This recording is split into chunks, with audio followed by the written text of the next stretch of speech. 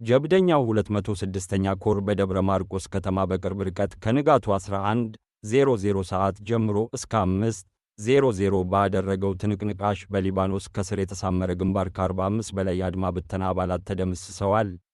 ባልተጠበቀ ሰዓት በጠላት ላይ ምህረት የለሽ ጥቃት የፈጸመው 206ኛ ኮር 14ኛ ክፍለ ጦር ጠላትን ሲረፈርፍ ያረፈደ ሲሆን አስደናቂ ጀብድ መፈጸሙ ታውቋል። በመድፍ በዙ 23 እና ሞርተር የታገዘ ውጊያ በመክፈት ራሱን የተከላከለው የአረመኔው ሰራዊት 45 አስክሬን ተሸክሞ ከ25 በላይ ቁስለኞችን በማንሳት ደብረ ማርቆስ ከተማ ተደብቋል።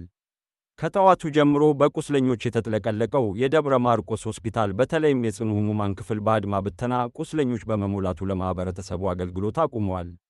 ፍሬ ሰናይ ወርቁ እና ሻምበል ተሻለ በሆስፒታሉ እያጣጣሩ ከሚገኙት መካከል የሚገኙ ሲሆን 4 ከፍተኛ ቁስለኞች ወደ ጦር ኃይሎች ሪፈር ተልከዋል። ቀላልና መካከለኛ ቁስለኞች ደግሞ በሰራዊቱ ካምፕ እየታከሙ ነው።